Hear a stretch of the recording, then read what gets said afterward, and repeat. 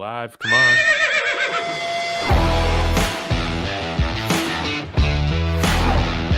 God bless Bo Nix. That's a sacrifice. He's grabbed and he's going to be sacked.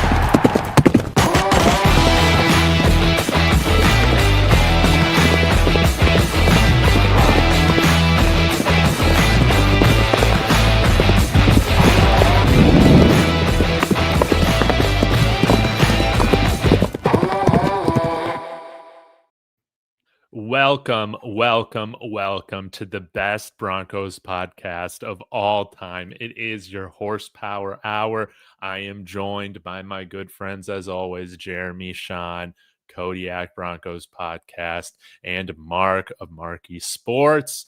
Welcome to the show again, and want to say hello to all of our wonderful followers in the chat. Y'all get in here, blow off some steam with you. If you want to blame somebody that is ridiculous, now is your time to do it, because we got a lot to talk about after this epic collapse. So please be sure to like, hype, and subscribe to all the channels. Links are in the descriptions. Let's go ahead and get started. I went ahead, guys, entitled just this first section. I don't even know if we got Hold Your Horses. We'll see how this goes. We didn't even talk before this show. So I cannot wait to see what you guys have to say. But I want to kick it right off with Kodiak, man. Who are you blaming for this loss, 29-28 in Indianapolis? Oh, I don't think we should spend any time in blaming the player I shit on the most this past offseason. I was telling you guys that, okay, I said that Alex Singleton was going to be cut, which I guess I did kind of miss on. But what I did not miss on was the fact that he is not an NFL caliber inside linebacker. I was talking with my friend Eric before the show, whose comment you guys see on the screen right now, and he's a Patriots fan, so he's happy after yesterday. But, you know, the broadcast was like, oh, Alex Singleton from the CFL. And I'm just like, man, can we orchestrate a trade with another CFL team like the Calgary Roughnecks to get their inside linebacker, and we can, you know, trade Alex Singleton there and shed his salary or whatever? Because I just don't want to see him again, man. I knew it was going to be tough sledding without Dre Greenlaw, especially early on. And I guess I'm less disappointed in Sternad, even though we've known that Sternad is always this guy where he's, you know, good against bad teams, but bad against good teams. I can live with that. But Alex Singleton, you were expected to be the heart and soul of the defense with Greenlaw out. And man, he was just awful yesterday.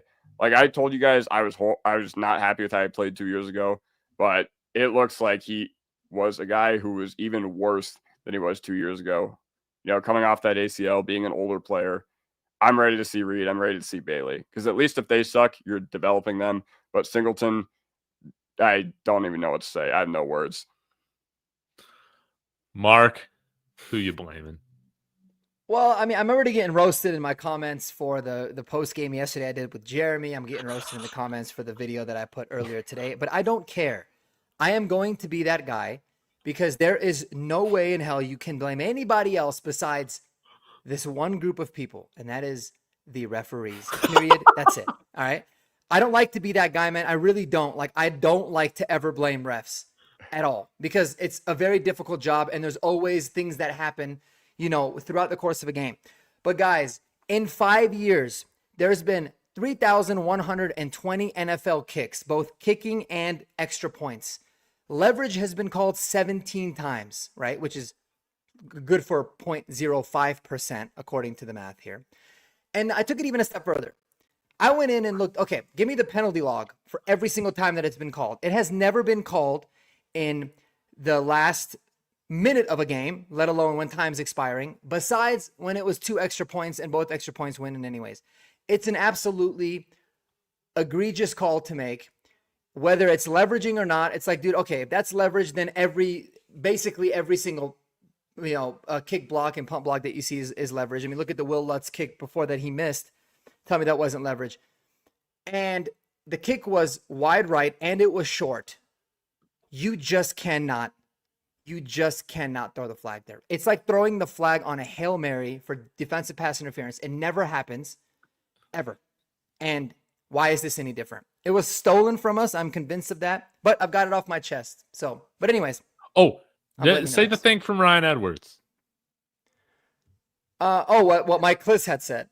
Or Mike Yeah. Klitz, Or yeah. Dave Logan? Or what was it? Dave Logan said it, but I think Mike Kliss put it out or something like that. I got to go back and find it real quick.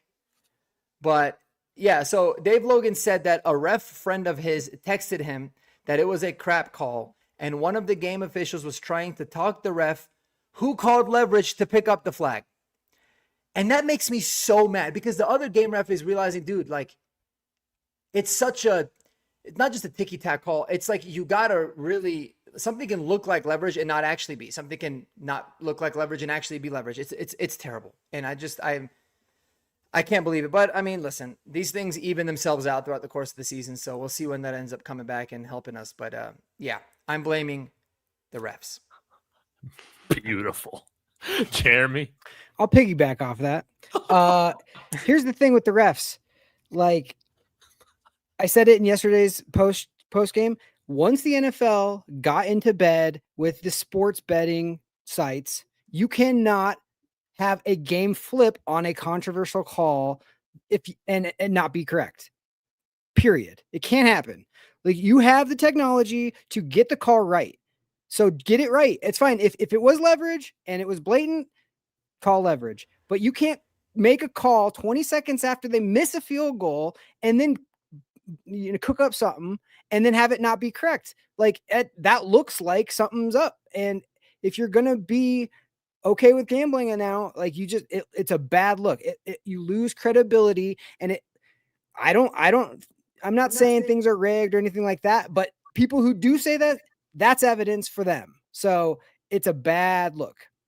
That being said, I will say we lost the game because, again, the stupidity of our team, like, in the clutch. We go down, we're driving down, we're about to go at least up 8, and Bo throws that pick, which he didn't need to do. That needs to be low and away. If he doesn't catch it, we're kicking the field goal. I don't know if he's going to make the field goal, let's be honest. But we're at least kicking the field goal. We should be 8. Then the next drive, we give up 3. Now it's a 2-point game. We're driving down. We're going to put it out of field goal. We're going to at least kick a field goal. J.K. Dobbins gets this long run. And what is hit? Like, he's so excited that he's never had a long run before that he needs to spike the football and talk crap on the road. Knock it off, dude. Pretend like you've done it before. Like, have a little bit of class and just put the ball down and shut up and go run for 20 more yards. Spike it when you get to the end zone. Like, why are you doing it at the 20? So then we're kicked back 5 yards. That's a momentum killer. And then Troutman gets a face mask that goes back to 15. And now you're completely derailed yourself. You were flying down the field. You were about to go probably score a touchdown, put it out of reach. And now you're in a bad place. You throw a good play to Troy Franklin. Troy Franklin, unbelievable game yesterday, by the way. Gets all the way down to the 23. Should be a chip shot field goal. And I don't understand how the biggest gust of wind in the world in a dome I've ever seen, but the ball's going dead center and then just knuckles to the right and clanks. And that's when I knew. That's the second I knew we're going to lose this game one way or the other. And of course, I think the refs knew. The refs are like, all right, wait, even if they miss this kick, we got to call something because it's not their game. So yeah, there was a lot of stuff. It did come down to that final kick. That kick he did miss that kick, and it was a bailout BS call, no doubt about it, but it didn't even need to get to that point. So I will blame our own stupidity for causing all of the avalanche that happened leading up to it.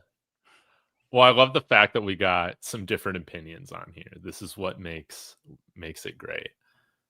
I can't blame the refs, guys. I just can't do it. I wish I could. I wish I could be with you because it sounds like that's a lot more fun of a side to be on right now. No, it sucks. No, it's not fun. Actually, I hate it's not fun at all. No. No, it's awful. It's so awful. Because it's worse because we can't now you feel like if something happens the rest of the year, like, do they hate Sean Payton? This is not the first time things have happened to Sean Payton. So now I feel it's like Sean Payton problem.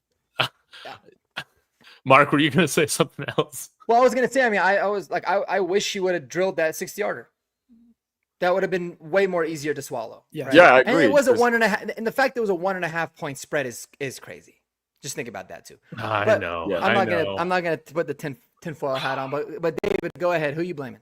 Dude, I've been so depressed over this game. I just gotta say, it's felt just like that Chiefs game last year. And I think we had the chance to play on Thursday night after that happened. And I'm so frustrated that we gotta wait a full week until we can see the Broncos get back out and play. Yeah, I'm blaming special teams. They 6-point swing at the end of the day. Wil Lutz has to make that. And this is what had me nervous. On Wil Lutz's last field goal, I think it was a extra point, the one before he missed, he kind of randomly hooked it like that too. And I thought that was very strange. I'm like, man, a ball should not be moving like that in a dome.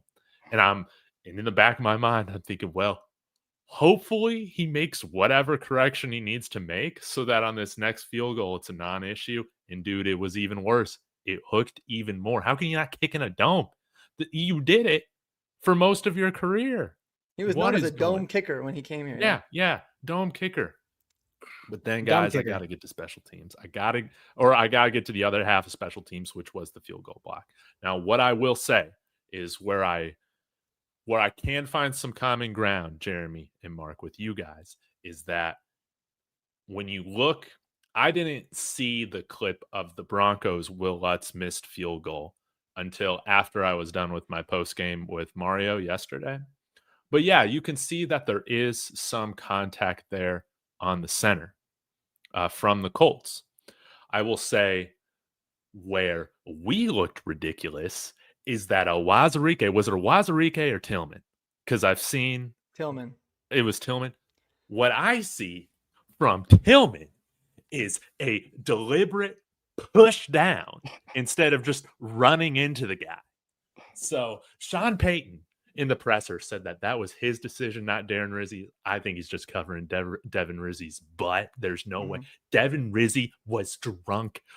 Our special teams suck outside of Crawshaw. They have been an abomination so far, and that is very triggering for me because our shittiest teams have always had some of the worst special teams. We better get this thing in order, guys. I'm blaming this thing on special teams. 6-point swing at the end of the game. All right. I think the thing that's even more ridiculous about the special teams mishaps the past 2 weeks, you obviously go to week 1 against Tennessee where we let them run for like a 71-yard kick, with 6 seconds left to go in the half. And we obviously had that special teams disaster yesterday. But didn't we literally fire Kotwika because of what we had last year and, what we had on special teams with the Casey blocked kick, with the punting disaster in overtime against Cincinnati, with us giving the Chargers the free kick in the second game in the away game that gave them all the momentum? Didn't we literally fire our special teams coordinator last year so that stuff like this wouldn't happen again? And it keeps happening again. And you're just like, man, where do we make the corrections? Because, Sean Payton went to the podium and said, I called that play. I called that play to, block that kick. Okay, cool.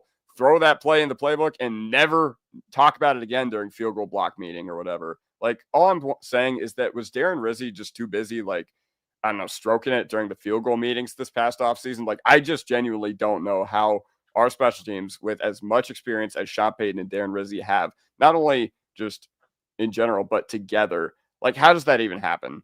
Like, how does this happen the past 2 weeks? Now, punter, absolute dog. But the special teams, it's cost us a game. It cost us a couple of games last year, and it cost you a game this year. So, I'm just waiting to see what comes of this. It almost feels like we're like complicating special teams. That's right. That's almost like what it feels like. We're like, again, there's just no reason to even try and block a 60-yard field goal. Yeah. Man. Like, we're outsmarting ourselves. Instead of last week, it's like, why even kick it off into where they can return it? That's just so stupid. Just kick it through the back. But no, Darren Rizzi, I'm the greatest special teams coordinator in the league. So I'm watch how smart I am, and it blows up in your face. Don't learn any lessons. And what do? You go in and you're like, hey, let's do this special play where we have to try to block a 60-yarder. Like, are you freaking kidding me? Like, if he kicks 60 yards, good on him. But like, I don't know. You better just crawl before you walk. You're not good at special teams. You don't go to we're so good, we're going to do these special things like, trick plays or just do your job. That's it. Do your job. Well said. Guys, we're going I'm to take a obviously break. not over it. We're going to take a break here very quickly to hear from the sponsor, David Talks Broncos. Again, guys, thank you so much for helping me pay some bills, allowing this to go on here. I really do appreciate it. And then we'll kind of get into stock up, stock down. And I feel like we also just need to hit on this defense more because they also deserve their share of the blame. Want to give a quick shout out to the flagship sponsor of David Talks Buffs and David Talks Broncos YouTube channel, and that is Profit X, America's #1 sports prediction market. This is peer-to-peer sports prediction where players play against each other, like you and me, instead of a sports book versus the house.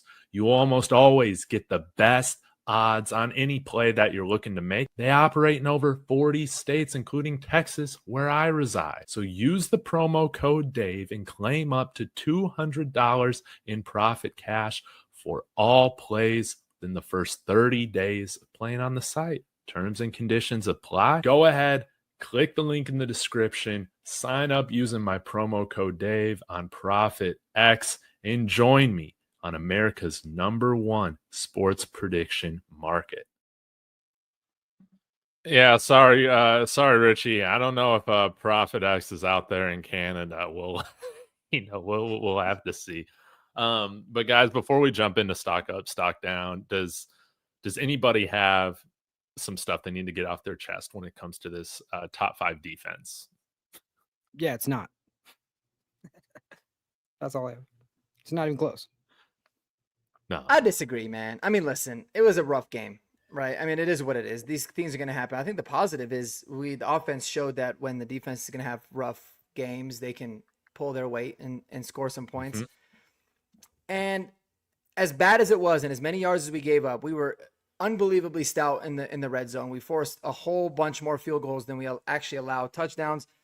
And we got 2 4th down stops as well. So yeah, they're talking about like, oh, the Colts have never, punted for the first, 2 games, but they, we turned them over on downs twice. I feel like as bad as they were, they did enough and they made enough plays for us to be able to win the game, as crazy as that sounds.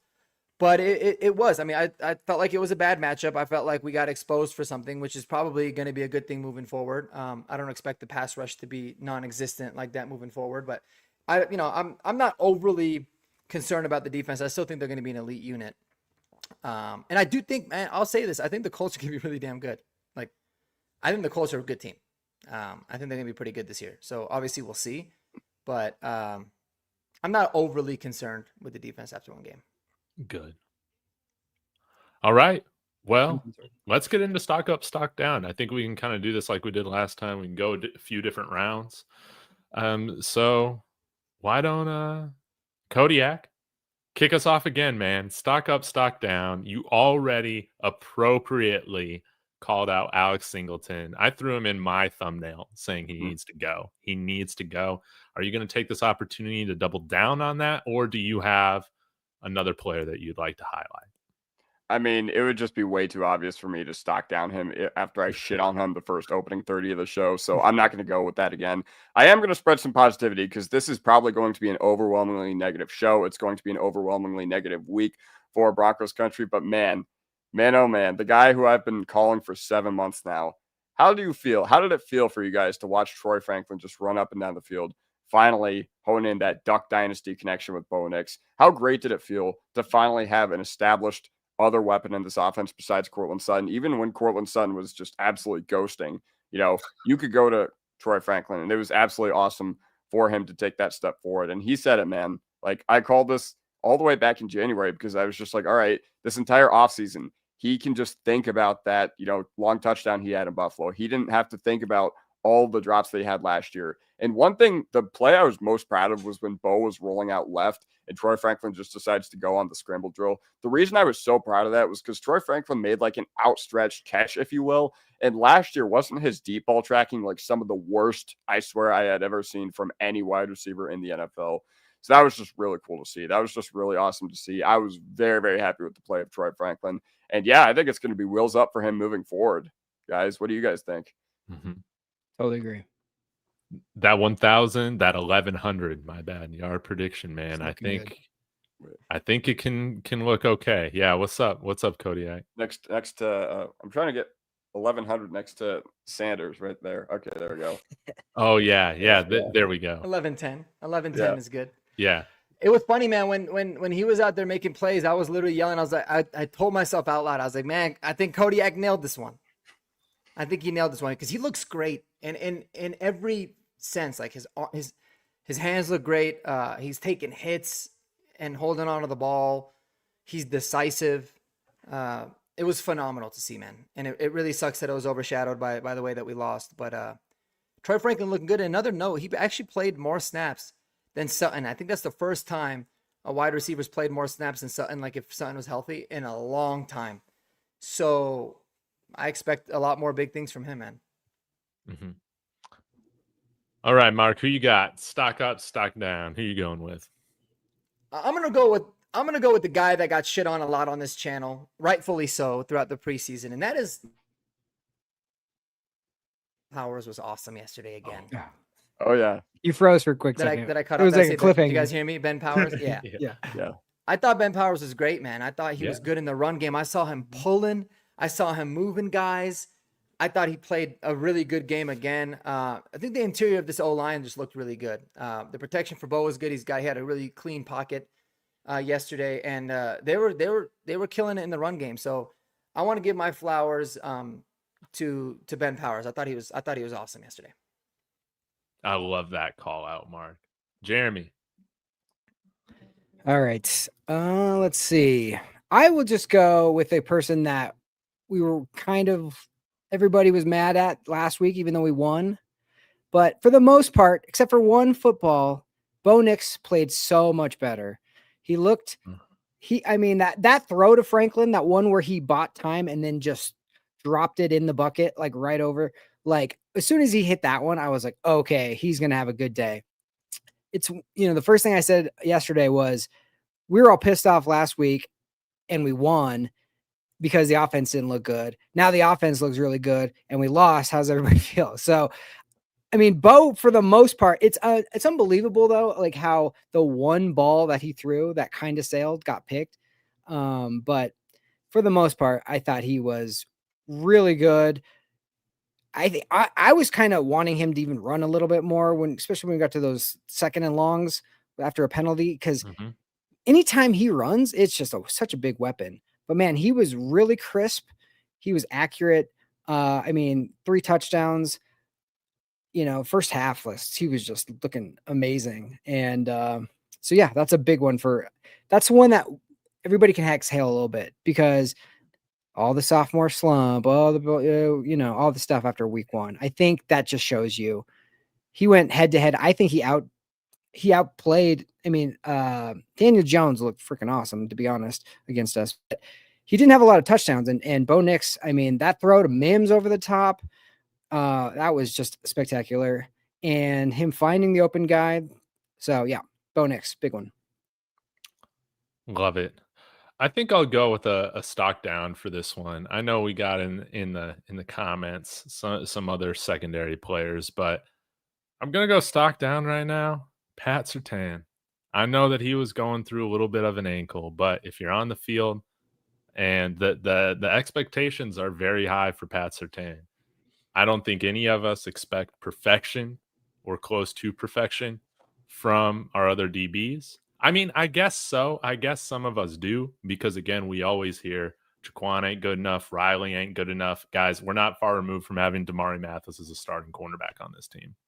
But nonetheless, Pat Surtain did not have a good day yesterday. And there were just some passes in which Daniel Jones absolutely threaded the needle against him. But you still expect the reigning defensive player of the year to come down with some PBUs, if not in an interception against Daniel Jones. So I would imagine this was one of Daniel Jones' best games of his career. Again, we got 2 4th down stops. That was nice. But my expectation, even if Pat Surtain's a little dinged up, is for him not to get beat by guys like a rookie tight end, man. To me, that's just inexcusable. So I know we'll get a bounce back from Pat Surtain, no doubt about it. But I have to admit, I think outside of the linebackers and the pass rush, which you guys have talked about on here and in the comments, I was pretty disappointed that with Pat Surtain, they were still able to hit their tight end Tyler Warren quite a bit with Pat Surtain on him. That hurt. Yeah, of course. Yeah, of course. Now, the next one I have, I mean, I have seen a little bit of hate for this guy, but I don't think it's enough so far. So, didn't we sign a joker this offseason? I think the joker may have pranked us into thinking that he was a starting NFL caliber tight end, because what the heck, man? Like, okay, so Evan Ingram, he goes out there. I know he had like the injury all week or whatever, and he probably wasn't 100%. But once again, with Patrick Surtain, if you're not 100%, why are you out there? We have to go based off what we saw on the field. So first of all, he has that false start, and then he gets, which we converted because of Bidet, making something happen. But then he misses the block on the Troy Franklin screen, gets him absolutely killed. And overall, it was just a horrible day for Evan Ingram. And once again, I just thought he'd be more involved in this. Like, the fact that he's had minimal involvement in this offense, like, I don't know. It just looks like, well, I remember our friend Mike Carmelini said, it looks like the Broncos wanted a joker this offseason, but got a stroker when they signed Clay Webb. I think we got two strokers when we signed Evan Ingram. Like, what do you guys think? It's hard because of the injury. That's the only thing. Like, it's hard to be like, I agree with you. If there wouldn't have been an injury going into this, I'd be like, where, you signed for this big contract and all of a sudden, like, you're doing very minimal. You're not playing well. That's the only caveat with that. I mean, he did catch one and get straight up the field and got the first down. I remember that one. And I was like happy that somebody just caught it and got straight up and got the first down. But yeah, hasn't been great so far. There's no doubt about that. I still think, man, they're easing in these new guys into the offense. You see that with RJ Harvey too. I'll have real concern about Evan Ingram's involvement if we're into the middle of October with him getting like 2 or 3 targets a game. Yeah, he played 43% of the snaps too. Again, really low, less than half. He did that the first week as well with the even pre-injury. So I think something's going on to where he's just not playing a lot right now. But he's just not getting the opportunities. He's getting outsnapped significantly by Troutman. And so you've got to think it's got to be something injury related. So yeah. Mark, stock up, stock down. Stock down, Roger Goodell. Just kidding. For having human referees. No, I obviously I'm just joking about that. A stock down. I think. I mean, you guys nailed it with a lot of these. I think another stock down for me in this game that hasn't been mentioned. That might be a little bit of a tough one because we kind of shit on all the players that I thought looked really, really bad. You're not going to shit on this defensive line? No, not really. We had 16 quarterback pressures and we couldn't get one sack. So we were almost there, man. We had one. Yeah. 1 second. It was just Strnad. It was Strnad blitzing. Yeah. So. Yeah. It was Strnad that did it. I don't know. I don't really. I mean, I guess you could say. Wil Lutz. We got to have a conversation about Wil Lutz, right? You look at the numbers. He's a very accurate kicker overall. When you look at the numbers, there is a problem with him, a significant problem of not being good in clutch kicks. Just look at the track record, right? He missed the kick in the playoff game. Obviously, it was a big kick right before the half. He missed that kick when the Buffalo Bills had 12 men on the field. That was like a 38-yarder. He missed that. Then he gets a mulligan, makes that one. He doesn't make big-time clutch kicks. Yesterday's kick was obviously a pressure kick, and he misses it. So a stock down for Wil Lutz. Now, I'm not ready to say we need to replace him, but I think you need to send a message, bring some guys in, try them out, see what ends up happening. Because it's hard to find good kickers, Brian. It is hard. Yesterday was brutal in the NFL with missed kicks. Like the first 15 minutes of watching Red Zone, the kickers were missing everything. So unless you have a Brandon Aubrey, you should always be looking. But I'd say a stock down from him for sure. And I think you guys touched on everybody else. I don't really have anyone specific. Okay. Jeremy? I'll go with the defensive line, but not because we didn't get to the quarterback. The run defense was atrocious yesterday. And it was the thing that was really bugging the crap out of me was like they would get 5 and then they'd get stood up and then they'd let them we weren't swarming to the ball and like pushing them back. There was not that intensity. It was almost like we were really soft and they were just like, oh, well, we'll fall forward for another 3 yards. And it was all game long. It was last week as well. That's the part that Dre Greenlaw, I'm hoping, is the catalyst for, where it's just like he's that dog that gets them all like, hey, you better be swarming to the ball. The play's not over like until he's getting pushed back. And I just did not feel like they had that intensity. And that huge long run that Hufanga saved us. That was all Singleton. So yeah, Singleton was my number 1 stock down for sure. The only thing I will say to defend Singleton a little bit is when you don't play you get injured, you're off, that whole entire rehab time, you're not staying in football shape. Then you don't play at all in the preseason. And then to be thrust in the starting lineup and be like, hey, all right, go. Like, it's just not going to be good. With and one he's hand. slow anyways.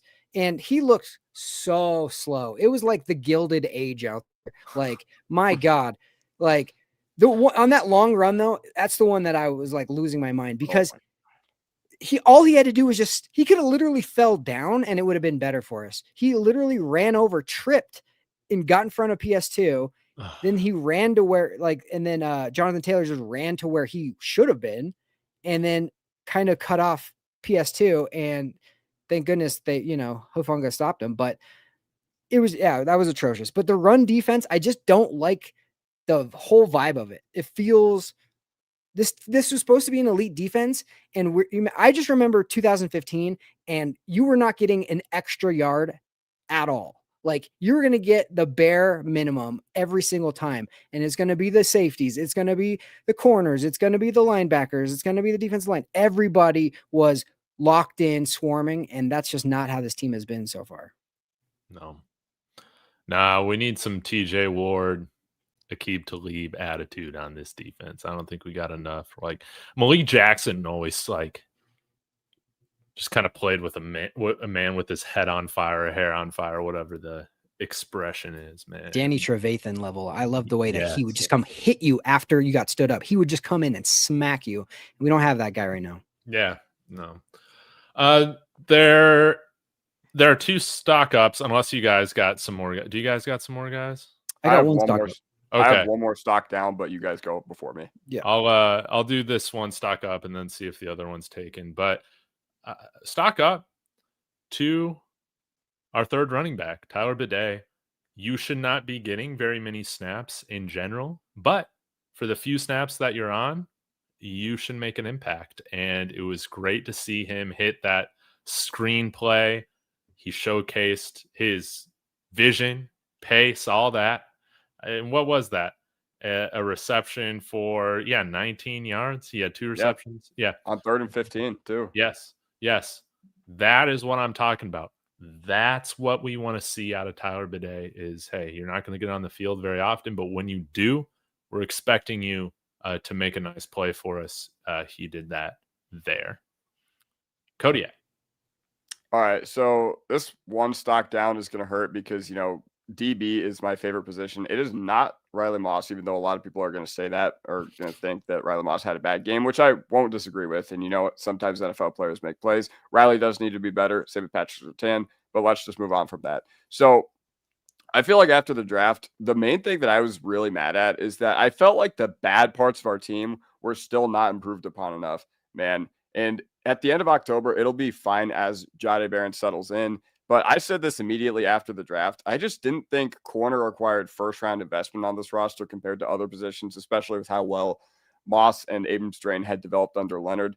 And the thing that I felt like I was taking crazy pills over was that the Broncos said he was like a can't-miss prospect that was like super high on their board compared to others.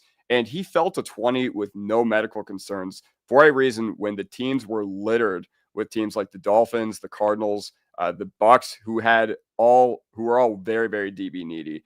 And I feel like not allowing themselves the flexibility hampered their ability in the draft to like really carve out the other areas of the team that I think should have been improved upon more than a first round, like only nickel corner, depth nickel corner.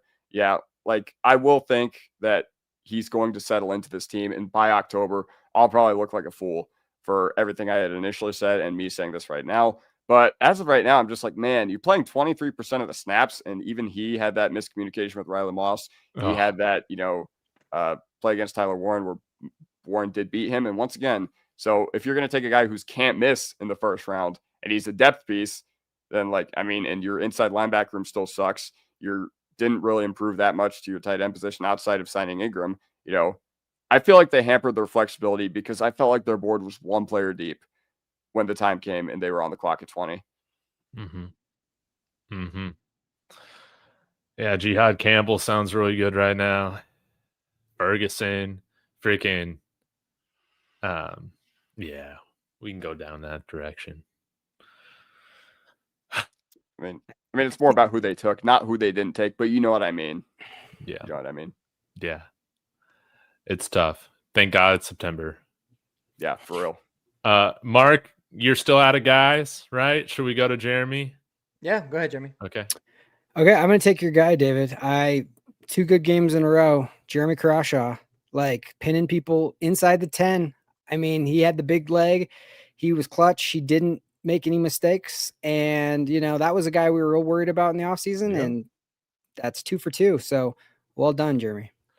Yeah, I think all 3 of those punts landed inside the 10. I think one was returned outside the 10, but yeah, he looked phenomenal. And he almost had a 5-second hang time punt.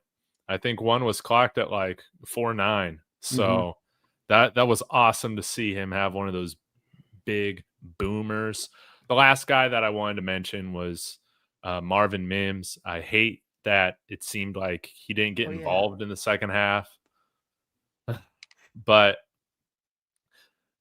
yeah, I loved seeing him hit downfield like that for that touchdown. I think that was around like a 24, 25-yard touchdown.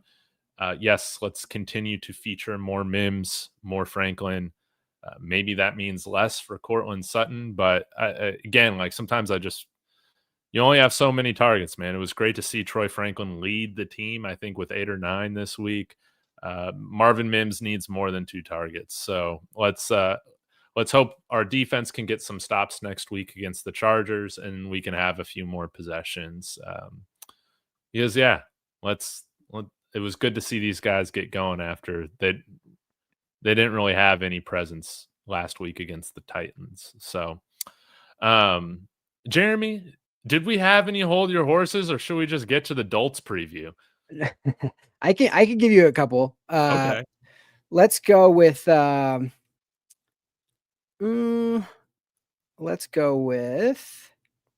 know Mark kind of said his opinion on this one, so I'm going to go with David. Okay. We need to replace Wil Lutz. Okay. Giddy Like up or hold your horses or giddy up. Yeah. No. Hold your horses. I'm keeping Wil Lutz because I have no idea who we would even sign right now. And also because we have proven that we can get specialists in the day 3 of the draft, we can wait until the draft and take a 6th round kicker next draft in the 2026 draft. And I know Mark will be elated about that. I honestly, drafting a kicker 100 times smarter than drafting a punter. I would be totally fine with taking a kicker in the 7th round. But a punter? No. I mean, damn good punter. Might be the best punter in the league this year, but okay. Yeah. Okay. All right, good. Cody, I'm going to go next because I know, again, Mark kind of said his piece on this one. We need to worry about this defense. Giddy up. And here's why. Once again, if you look at this team last year, you look at the bad things that we were bad at last year. We were bad against physical offensive linemen. We were bad against teams with good running backs and tight ends. And guess what? The Colts have a good running back and a good tight end and a physical offensive line. And guess what? The defense completely crapped themselves yesterday. And I think we have a really, really good opportunity this upcoming week, especially because the Chargers were a big thorn on our side. They were the team that played us probably better than anyone last year consistently, outside of Baltimore when they blew our doors off. But still, I think that, the Chargers, they match up really well with us. And now you have an opportunity to show why you upgraded to Talanoa Hufanga. Now you have a huge opportunity to show why you upgraded to Dre Greenlaw. If he plays, that would be a monumental boost for this team, this defense. And I would love to have him back. I would love to have him back this week. But if not, then it's going to be another rough day for our inside linebackers in general. And at that point, when you go from Daniel Jones to Justin Herbert now, you just got to say your prayers. And I think the secondary will bounce back because they always bring it against the division. But still, I do think we do need to worry about this defense a little bit, especially because after the Chargers or after the Bengals, we get the Eagles. That's probably not going to be an easy game. So, yeah. But after that, it gets much easier, and we will get some chances to dial in. So, I am worried for this game this upcoming week against the Chargers, I will say. Yeah. And one of those things, if this game irons out all the kinks and now you're fired up because like PS2 is going to have to be fired up. Riley Moss is going to have to be fired up. Hopefully the linebackers are fired up. Hopefully we get Gringo back and our run defense. So if we can come out and smack the Chargers, that will be a great way to get this taste out of our mouth on the Colts. I would have traded before the season. You would have been like, you're going to beat the Chargers, but you're going to lose a heartbreaker to the Colts. I'll take it. Mark, all right. This is a guy that you were really excited about, but has 2 bad weeks so far. Have you changed your mind? Darren Rizzi is overrated. You got to hold your horses on this. He's obviously not been doing well. It's been a bad transition, but you've got like 10 years of history with this guy. So it's not like he all of a sudden just doesn't know how to play the coach special teams. I think that it's just some transitionary stuff. But a lot of the problems too, like the problem with the two, the significant special teams issues that we had, you talk about the long return in week 1. And then, you got the missed field goal, but then there was the penalty. It was stupid decisions more than on the execution part. I guess you can say like, yeah, they should have tackled him on the kick, but the kick should have gone to the back of the end zone. So a lot of it was like very bad decision related too, but I think you're going to have to hold your horses and see what ends up happening, but he owes us a couple wins. So definitely warming up a little bit. I agree. He needs to be better. And you have a young team. You have a lot of new guys. Let's, keep it simple, stupid, especially for this early part of the year. Just don't beat yourself. There's always a team that loses games because they try to get cute. Don't be cute. Just do your job. It's like our MO right now. So I got a question, if that's okay. For you, Jeremy. Yeah. Hold your horses or giddy up. Okay. Regardless of if Dre Greenlaw is playing or not, Alex Singleton should hit the bench this week. I would give him the first quarter, and then if it's still the same, then yes, giddy up. I think he's going to be fired up. I think that was one of the ugliest games I've ever seen from him, and I think he's better than that. I think the thing about him is I know it's going to bug him the worst out of everybody. It's not like he's not going to just go back and just be like, well, try my best. He's going to be up all week thinking about how bad that was. So I would give him the first quarter. And if it's a matter of he's just slow right now because he's come back from the injury and he hasn't gotten into football shape, then yeah, I'd bench him for sure. But I think he will respond. So sorry, it's not a perfect yes or no, but that's what I would do. Sounds like you're holding your horses then. I would hold. Yeah. Slightly hold it. Cautiously hold. Yeah. So let's get into this game against the Chargers. We got Harbaugh'd twice last year. Once at home, pretty emphatically at the beginning of the season. And then what did we blow? A 17-point lead at halftime against them on the road? Halftime, it was 8, but we were up 21-10 at one point before half because, they got that free kick. So they narrowed the deficit 21-13 right before half. We lose games in the worst ways. Yeah, dude, Yeah. it's unbelievable. It's so dumb. Okay, so let's go around the horn real quick. Let's go the opposite direction. Let's go with Jeremy, if I can get this pattern going. Right now, kind of what is your main storyline or key to the game, big matchup that's going to be the key to victory for the Broncos going up against the Chargers? I forgot, is this in LA or is it at home? It's in LA. Okay. No, it doesn't matter. At home. It's basically a home game. All you Bronco fans in California, we expect to see you there. I think it's going to come down to defense for us. I think it's just keep it simple. Stop the run and get after Herbert when it's third down. Like that's what it's going to come down to. I think, Bo should be feeling pretty good. I mean, we need to see more from Sutton, obviously, and let's not just do stupid stuff on like after we run for 20 yards. But I think it's going to come down to defense. The defense needs to respond. That's as bad as the defense has looked in a while. And that, they heard all the noise and all the hype about how great they were supposed to be. And they've come out and not looked so great. So that they need a response. Hopefully we got some Dre Greenlaw. And I just don't want Sean to outsmart himself because he sees Harbaugh on the other side and it almost seems to get like he gets antsy. I don't almost like we get in these games and it almost feels like we're too on edge or something. Like, he's like shaking. I don't know. Let's just be smart and calm and methodical. I want a smart team more than anything. And we're good enough to be in every single football game. I don't care who we're playing. That's the thing we learned. The defense obviously has the talent to be great. The offense showed this week they have it. So we just need to put together a football game and click on all cylinders. Mark? Well, there's two things that concern me with this game. I mean, from a matchup standpoint, I think, just seeing when Keenan Allen just scored now. I mean, Keenan Allen, he's kind of transforming that Chargers offense a little bit because that's a third weapon now that could be a problem, right? Will Dissly tore us up. Anybody that's got a tight end that's worth anything can tear us up. So, how we defend those three guys. But I think for me, man, it's all going to be about how can the defense get pressured. Cornerback is such a dependent position, right? Which is why for many of the first, like maybe the first couple of years of the PS2 pick, I didn't really care that much for it because as good as he was, you don't have a good pass rush. He's not going to be able to show how good he can be.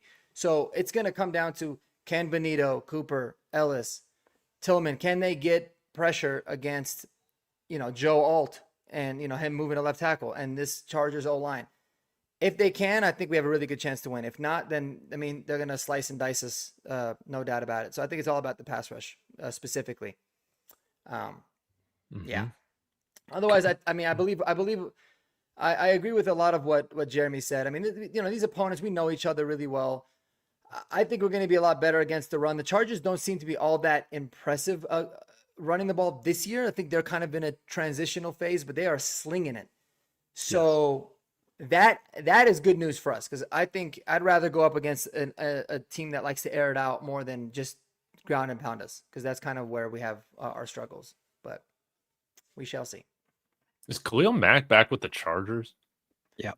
Yeah. Sure is. He was injured. He didn't look very good on that one. Uh-oh. Yeah. Yeah. All right, Kodiak. Well, I'm going to take it a step further with Mark because I think, with our offense versus their defense, I think we will be fine. Like I've seen enough balance from this, or I saw enough balance from this team, against Indianapolis where I was just like, all right, I think we're going to be completely fine against good teams, especially with our offense versus their defense. Because we were cooking on offense the first three quarters when Sean Payton wrote run it. They stopped running it. But either way. He didn't though. Oh, you're talking about last time. Oh, yeah. Last matchup, sorry. Yeah, last Thursday Night Football last year. Either way, I'm going to take it one step further than Mark, and I'm going to say, man, our pass defense versus their passing offense, okay? The Chargers, like a lot of people think just because Harbaugh is their coach and especially because of how they played us early in last year, that they're like a run-heavy team. And week 9 onwards, they had the 8th highest neutral pass rate in the NFL. And I know Omarion Hampton has not looked all that great on the ground so far. But hey, I think that, any team that wants to air it out against us, throughout the week, and we can actually prepare for it, and it won't catch us by surprise like Daniel Jones did, I think it still plays into our favor. I still think we got the best pass defense in the NFL. I think we still got the best infrastructure to handle that level of passing attacks. So yeah, ultimately, I still think that we will do fine. Like, once again, the pass defense is still a mega strength of this team. And overall, I'm looking to see, Mark alluded to it, our pass rush versus their offensive line, especially because I remember one of the games where I was really unhappy with Benito last year was after he played Rashawn Slater. And he even came out on a podcast and said, hey, man, Rashawn Slater, I felt like anything I did against him was not enough. So now you don't have to deal with that problem. Now you have to show the Chargers why they're missing Rashawn Slater. Unfortunate for them, but it's just the hand you're dealt with sometimes in the NFL. So I'm really looking forward to seeing how we can defend Herbert and how we can slow him down. Because, okay, you failed your test yesterday against Danny Dimes, but if there's one thing I've learned about Sean Payton, it's that he is so good about making midseason adjustments. And Zach Allen said today, okay, we made our adjustments. We know what needs to change. We're on to the next game. And I feel like that's all you can do after an ugly showing like we had yesterday. Yeah, you guys are covering this defense stuff pretty well. So right now, I feel like Bo Nix has been the worst quarterback in terms of the matchup every week. I thought, honestly, Cam Ward kept his team in it against us a couple weeks back, even though the stat line wasn't pretty. I thought that he was the more impressive quarterback than Bo Nix. And then this past week, Daniel Jones obviously looked like an MVP, carved up our Broncos defense like Peyton Manning used to do against us in the 2000s. Freaking Jake Plummer. I hated it so much. So I want to see Bo Nix be the better quarterback in this game against Justin Herbert. I don't want to see him have bad decisions. And I think like that is what's most important to me. I don't really care about the stat line, but it's more about the feel of the game. Who do you think had command of their offense more? Is it Bo Nix or Justin Herbert? For us to win, we have to have the better quarterback in this matchup. Very rarely does a team win in spite of their quarterback. We did it week 1. And yeah, let's not chance that again. So you guys want to go around and do predictions really quick in the last, final few minutes here? Give a little score prediction. Sure. Go ahead. Go for it, Jeremy. Oh, you want me to go? Okay. Let me see. I didn't think about this. Let's go. I'm going to go Broncos because I just feel like they are going to be so needing to get that feeling back. And I think nothing focuses you more than something like that. I think, if we could have played the Colts the second after that game was over, we would have won that game. So I'm going to go Broncos. I'll say 27-24. They're going to get some. I think we should be tougher. I just don't be dumb. That's all. At this point, just play smart and play hard. And, you were good enough to go head to head with anybody. So yeah, Eli got it right. 27-24. Yeah, Mark? it's kind of one of those weird things because had we been 2-0, I probably have us losing this game. Right. And just because I think right now, man, I think just to be frank, I think the Chargers are a better team than we are.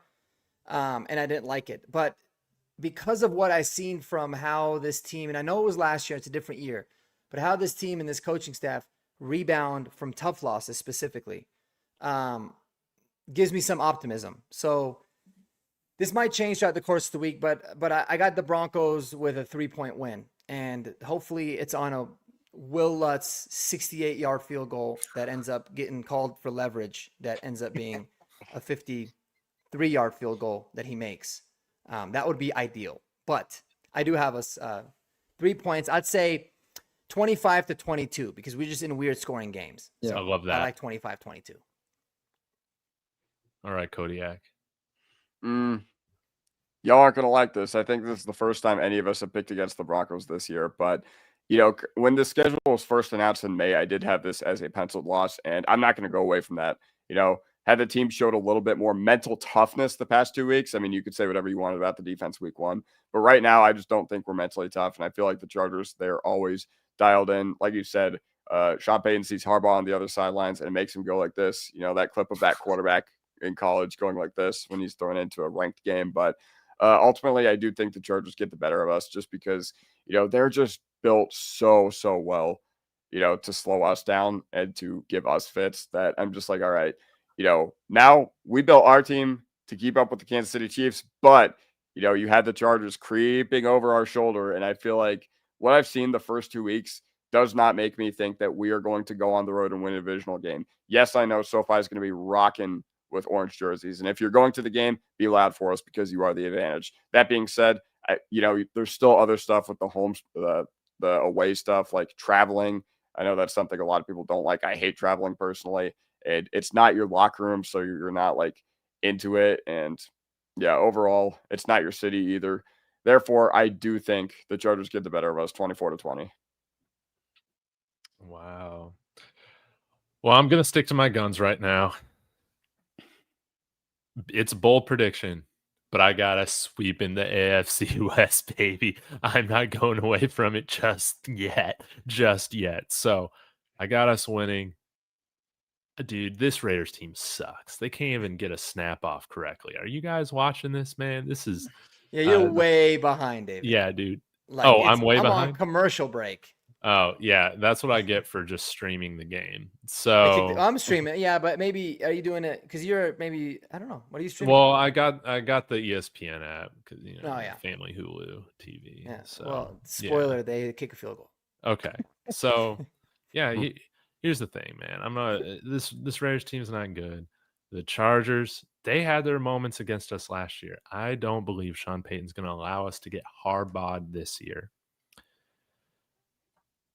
The Colts got better weapons than the Chargers do.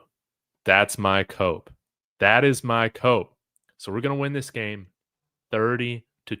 We're going to win by 7 on the road. And we're going to be talking again about how we're AFC West champs bound. And this Kansas City offense is trash. This Las Vegas offense looks like trash. We saw Bo Nix in this offense get back into gear in a tough environment in Indianapolis. It's going to feel like a walk in the park playing in SoFi compared to playing in Indianapolis, man. I think, Mark, you brought up a wonderful point. This staff corrects well, and they bounce back after dumbass losses. And I think that's what we're going to get next week against the Chargers. That's how I feel about it. I hope so. Let's pray. Yeah. That's what I'm hoping for.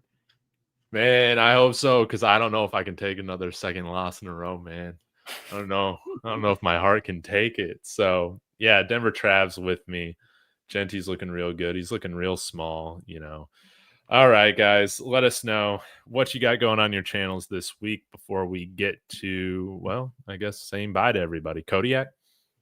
Well, every week I put out something about our team and something about the visiting team, so look out for that. I am starting to increase my presence on TikTok, so if you want to see the real meat and bones of my channel, if you want to see like the real heat that I'm cooking up over there, follow me on TikTok at Kodiak Broncos. I had a video get 66,000 views in the past 24 hours. I'm not going to say what it was, so you're just going to have to go check it out to see what it was over there. But either way, follow me on TikTok. But also, I do have the other 2 guys that have TikTok accounts linked in my bio over there as well. I do have Mark, who's below me, and David linked as well. So go follow them on there in addition to my channel when you check it out.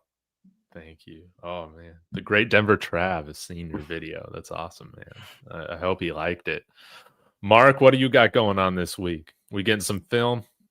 Well, I would love to do film reviews. I keep getting the copy right now. I wasn't getting that last year, which I don't really mind because I enjoy doing them. But I'm gonna do some more of those. I'm gonna hit up the guy. We haven't seen. Oh my God, I'm totally blanking on his name. The Chargers fan that used to come in here all the time. Bolt Casa. Bo Casa. I haven't seen Bo Casa in a little bit. I'm gonna hit him up, man, and see if he wants to do a little collab video. I really enjoy doing those. Shout out to the Titans and the Colts guys for doing that. So maybe get a different perspective. Eli, I can't wait to do yours for the Jets, man. Yeah. And we're just gonna be, breaking all that down.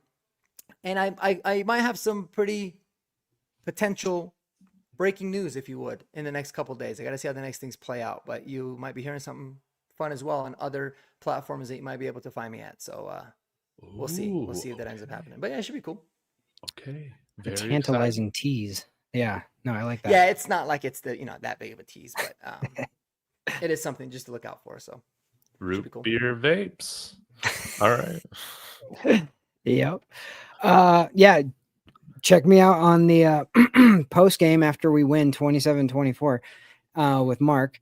And horsepower hour going strong. Thank you guys so much for coming in. This is what we love to do, and just seeing the same people come back and watching out for us is awesome. That just means everything to us. So the draft season, no shit. And hopefully Bolt Costa didn't bolt, so we can find him and get him back in here. Yeah. And hopefully we get to talk a little smack after we beat him. That would be nice. So yeah, that's where I'm at. And Broncos Unbridled is my handle. I love it. Well, I got my show Boost for Boys with Strez on Thursday nights. I'm probably going to put out another Alex Singleton hate video here tomorrow. We'll talk about some different options where we go in-house, free agency, trade. I'll have some fun with this. If I got enough time to get into the film stuff, I will if I care to. So you guys just subscribe and see what you're going to get. You never know what you're going to get with me. So, guys, I really do appreciate it. You guys joining me as always. Shout out to everybody in the chat. Y'all have made this the funnest night after a heartbreaking loss. And hopefully we can be on here next Monday to talk about a win. With that being said, guys, go Broncos. Go Trade for Demario Davis.